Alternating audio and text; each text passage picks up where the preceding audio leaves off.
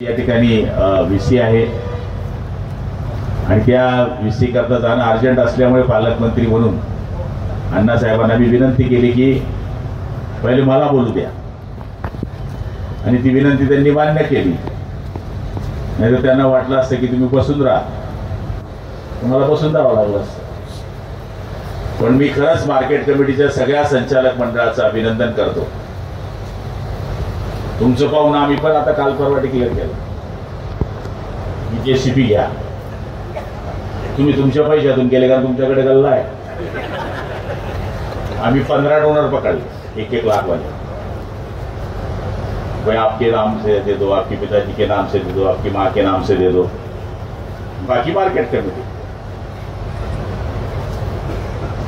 आम्ही पण तुमचं पाहून काढतोय कारण की तुमचं आमचं एकच आहे ना.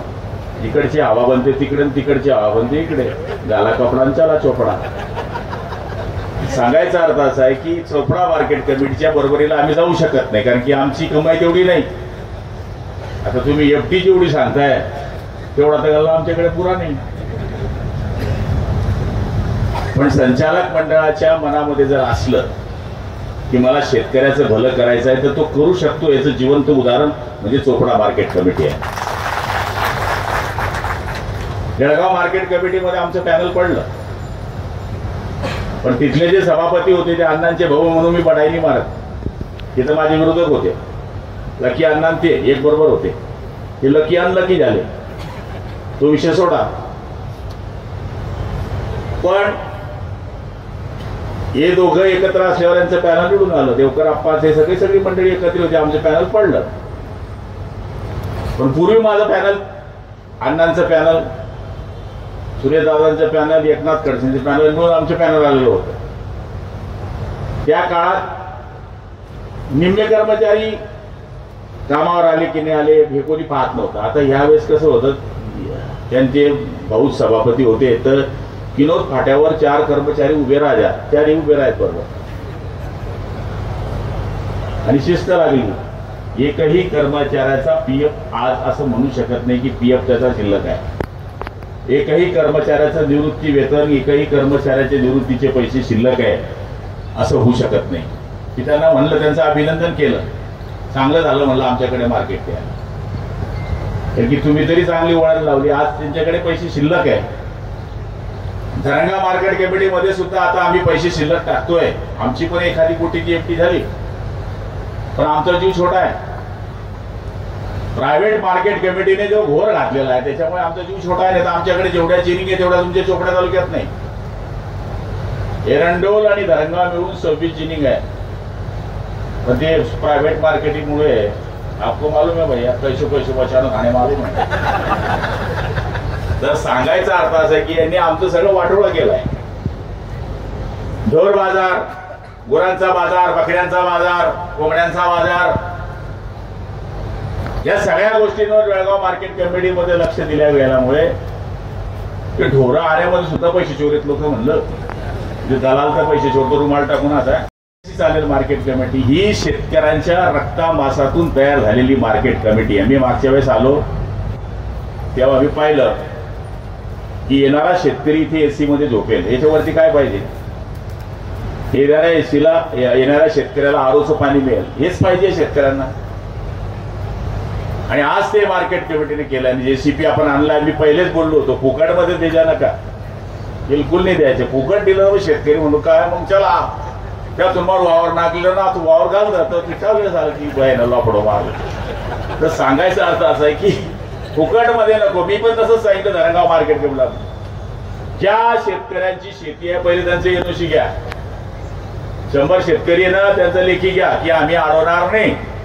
नाही तर 99 करून देतात आणि एकच मध्ये दरदुल्ला उभा राहायला की जे शिकलो आहे. प्रत्येक गावात अजून रावण जिवंत आहे, मेलेले नाही. आणि ते जिवंत राहायला पाहिजे, नाही तर रामायण संपून जाईल. ते संपायला नको, रामायण चाललंच पाहिजे. तर सांगा राजकारण बी चाललं पाहिजे कारण की विरोधक जिवंत नाही राहिला तर राजकारण कसं चालेल? विरोधक पाहिजेच. त्यामुळे सभापती फार अपसेट झाले की विरोधकाची टीका करतात. करायला पाहिजे ना, ती करणार नाही तर आपल्याला आनंद होणारच नाही ना. विरोधक पाहिजेच.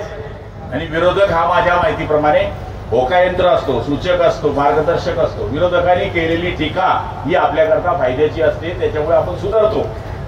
आता आमच्यावर किती टीका करता लोक? भरपूर.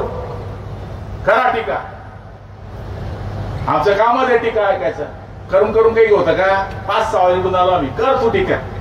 आपण तयार येतात, हा उद्या मैदान. आता गुंडे लोक निवडून येतात इथे 3-3 सभा, मग काय पाहिजे तुम्हाला? काय तरी म्हणजे तुम्ही वेगळा अर्थ काढा. टीव्ही वाले काही खरे नाहीये. गुलाब पाटील त्यांच्याच आमदाराला बोलले जे मेन आहे ते कापून टाकतील की कशामुळे बोलले, का बोलले. तर सांगायचा अर्थ असा आहे की लोक असे वेडे नाहीये की सरळ निवडून देतात. पहिल्या वेळेस निवडून देणं फार सोपं आहे हो. पहिल्या वेळेस कोणी पाठी राहते, मागच्या वेळेला कंटाळलेला राहतो, त्यांनी काम केलेलं नसतो, 11 वाजता तो उठतो. कोण उठायचा तुम्हाला माहिती? तर तो 11 वाजता उठतो, मग त्याची काय दिनचर्या 12 वाजता सुरू होते. म्हणून कंटाळलेले असतात लोक. गावात दिसलाच नाही बा म्हणून मतदार बदल होता पहिल्या वेळेस. पण दुसऱ्या वेळेस तुम्ही प्रॅक्टिकल किती आहे याच्यावर लोक मत देतात. तिसऱ्या वेळेस त्यापेक्षा कठीण परीक्षा असते. चौथ्या वेळेस नेहमी दर वेळेस परीक्षा ही कठीण असते. आणि तुम्ही ज्या वेळेस 3-3, 4-4, 5-5 वेळेस निवडून येतात त्यावेळेस लोकांनी मान्य केलेला तो नेता असतो. आम्ही तर बरेच चढ-उतार पाहिले. आम्ही तर सालभर गद्दार ऐकलो, आज मी काल नाही जात नाही. भाजपवाल्यांना मी तेच सांगतो, बाबा हो तुम्ही आता युती करा. तुम्ही आता झेडपी मध्ये अल्लग जी वारी करताय हे करू नका. कार्यकर्ते मरून जातील याच्यामध्ये. कार्यकर्ते मरून जातील. पण चालू ठेवलं तुम्ही. इकडे आम्हाला सांगता युती करेंगे आणि एखादा सांगताय छौबळाची तयारी ठेवा. करा मग. तुम्ही 100ला सर, आम्ही 50 लढू आमच्या ताकदीनुसार. पण असं करू नका. खासदारकीत कार्यकर्ता लांब घालता, आमदारकीत घालता, मार्केट कमिटीत घालता, शेतकी संघात घालता. आणि इथे काय बोंब पडते आपली? इथेच का नाटक करता तुम्ही? 2-4 जागा इकडे तिकडे करा. पण कार्यकर्त्याची निवडणूक आहे, कार्यकर्त्याला मोठं करायचं आहे, हीच संधी असते. अण्णा तर खुश आहे, आमदार काय रे तू खिपी आहे. 5 सीट एसटी तर चालत नाही, पण एसटी घुसली तुम्हाला गावात छोपडा. 5-6 सीट एसटी आहे. चंद्रशेखर दादा तयारीत होते, तुम्हाला निघी झाली काय? रामकृष्ण हरी बाजवा तुतारी अशी उष्टी झाली. तर सांगायचा अर्थ असा आहे की या ठिकाणी जनरल जेव्हा कार्यकर्त्याच्या निवडणुका असतात तेव्हा आपण सगळ्यांनी एकत्रित कार्यकर्त्याचा विचार केला पाहिजे. आणि मला तरी असं वाटतं विरोधकात काहीच राहिलं नाही. आता राष्ट्रवादीवाला विचारतो तू किसका आहे भाई? तू शरद पवार का आहे की अजित दादा का आहे असं विचारावं लागते. आम्हाला विचारलं लोक तुम्ही उभाटाचे का की शिंदेचे? आम्हाला विचारता लोक. पण आम्ही वर्षभर ऐकलं ते गद्दार गद्दार गद्दार. निवडून येत नाही म्हणे कोणी. नंतर वापस जो फुटून जात होतो. पण आम्ही फुटलेच नव्हते. आमचा झेंडा बदलला, आमचा सिंबॉल बदलला, आमचे बाळासाहेब बदलले नाही. एक माणूस किती वाटोळं करतो हे मी काल परवा मी बोललो. तो माझा बाल संजय राऊत ऐकलं ते. तर त्यांच्यामुळे सत्यानाश झाला. माझं म्हणणं एकच आहे की ही निवडणूक मार्केट कमिटीची पक्षावर होत नाही. तिथे सगळे मिक्स राहतात, सगळे मिक्स. भाजप, शिवसेना, राष्ट्रवादी काँग्रेस, आणि इथं मत कसं घ्यायचं असतं? जे भाजीचे तरण आहे ते मतदार राहतात. म्हणजे 500 लोकांना उल्लू करून निवडून यायला राहतात. हे साधे कलाकार नाही हे बसले. हे गावातलं सरपंच होणं आणि गावाचे विकास सोसायटीचे चेअरमन होणं महाकठीण आहे. आमदार होणं सोपं आहे. आमदार या गल्लीत मत भेटत नाही, दुसऱ्या गल्लीत भेटतं, त्या गावात भेटत नाही, या गावात भेटतं. पण याच्या इतक्याच मतांमध्ये कार्यक्रम करणार राहतो. मेरे बाप ने उसके बाप को गिराया था. किती चालते गंमत नाही. वरच्या वाड्याच्या, खालच्या वाड्याच्या, तिकडच्या वाड्याच्या, त्या भावकीच्या चौधरी. आणि त्याच्यामध्ये आणखी चेअरमन होणं म्हणजे किती कलाकार आहेत तुम्ही. आणि त्या कलाकारांनी या कलाकारांना बसवणं म्हणजे किती महाकलाकार आहेत. असा हा कृषी उत्पन्न बाजार समितीचा पिक्चर आहे. मी कॉपरेटिव्ह निवडणूक कधीच लढलो नाही. पण जेवढी आता हे लढा लावलं म्हणजे रोहित दादाने अण्णांचे फेडरेशन उभं राहा. फेडरेशन मग तुम्ही म्हैस माहित नाही, दूध माहित नाही, काय उभं करतात. ज्याला जे जमात असेल आम्ही जनरला खायवाले आ जाओ. हे एक एकला जांभळा तो गावामध्ये राहत होता, तुमच्या घरी पैसे राहतो, येतो गावात 2च मजन पैसे राहतो, पुरा गाव फिरणं पडतं त्याच्या आपल्याला. कशाला पाहिजे हो? आपलं जनरल कसं राहतं, तू 12 वाजता गेली प्रचार झाली तर 100 भेटून याच्या कसं एकटा भेटला आणि जबरना झाला तू गावमा, कशाला पाहिजे आता बळ जवळ येते मला भेटायचं मध्ये उभं केलं. मी किती मिटिंग आलो 2. त्यांना म्हणतो माझा धंदाच नाही तो. आमचा धंदा काय आहे, लाईट गेली फोन लाव, डीपी गेली फोन लाव, रोड उखडला फोन लाव, दवाखान्याचं काम फोन लाव. हा आमचं काम आहे. किती फॅट लागली, चिल्डिंग किती झालं, मलाई किती खाल्ली, एकनाथ खडसे काय बोलले, यांनी काय केलं, काल त्या झाला दिलीबाई खेळ तुम्ही तुमचा, आम्हाला ते जमत नाही. त्याच्याकरता गुलाबराव पाटलापेक्षा ज्याला दुधामध्ये चांगलं माहिती आहे त्याला प्रतिनिधित्व द्या की ज्याच्यामुळे संस्थेला फायदा होऊ शकेल. मलाच टाईम नाही आहे. आता अण्णांनी माझा टाईम 8 दिवस पहिले घेतला तरी लावण्या पळण्या करून निघतोय मी इथून. नाही तर चोपडा माझा आवडता विषय आहे, अरुणबाईपासून आवडता विषय माझ्या. तुम्ही गैर अर्थ काढता हेच वाईट आहे. मी काय वाईट बोललो तुम्ही इतके हुशार आहे चोपड्यावाले की मी एक शब्द बोलला का तुम्हाला माहित पडतं मी काय बोलतो. म्हणजे माझं अरुणबाईचं काय वाईट नाही आहे. ते जितके गोड बोलतात तितकं गोड मी त्यांच्याशी काय सांगतो माझ्या शब्द. फक्त मी ताक पाजत नाही एवढाच माझा त्यांचा फरक आहे. आपण काय शुद्ध मांसाहारी लोक आहे, म्हणजे विषय वेगळा आहे. आणि ती बिनकधी मांसाहारी लोक आहेत, नवरात्र चालू आहे.